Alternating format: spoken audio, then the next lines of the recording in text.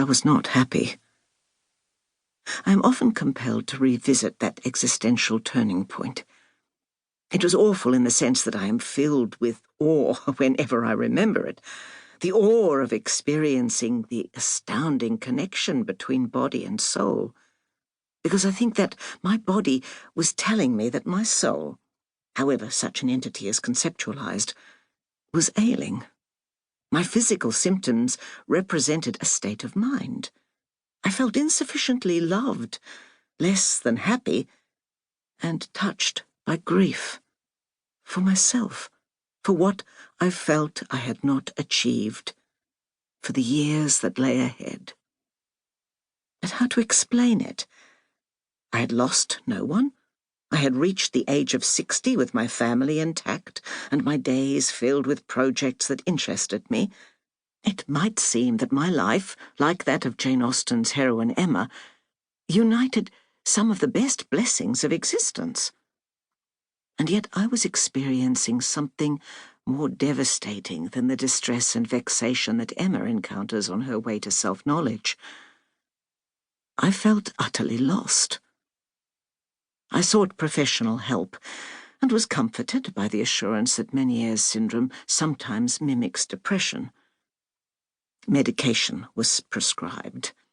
I gave up eating salt, and I resumed my busy routine. On the surface, life continued to be ordinary. I managed to function well enough on a number of community committees and as a consultant for the implementation of classroom oral history programs, despite intermittent symptoms. When a family legacy came my way, I bought a small cottage in the Southern Highlands, a 2-hour drive from Sydney. I reminded myself that, even as a child, I had always enjoyed my own company.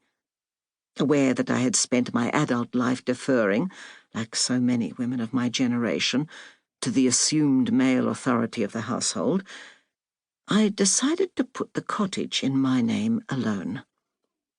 Everyone recognizes Virginia Woolf's phrase, "a room of one's own." I had surpassed Woolf's aspirations.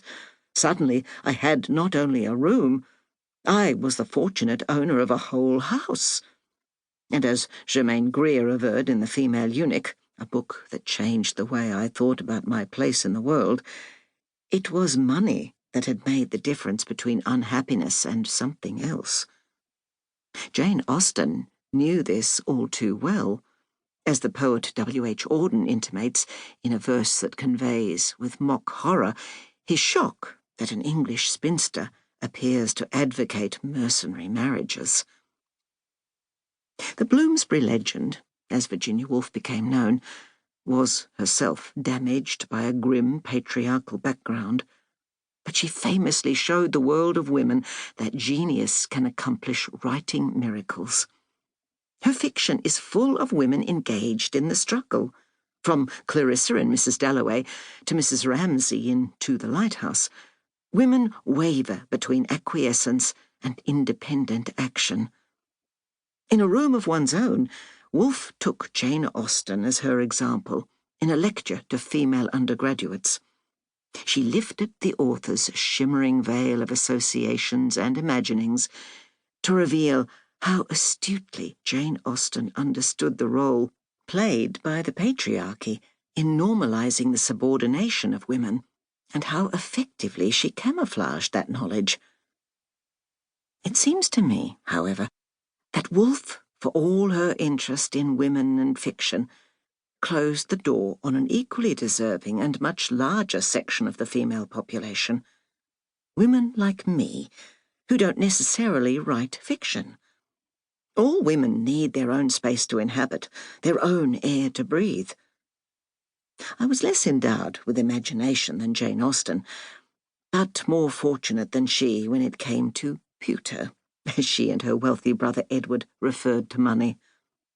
My family legacy was a miraculous gift, providing me with a refuge from the city, at a time when I suspected that recurring physical symptoms might signal an unacknowledged form of emotional distress. 30 years later, I read a novel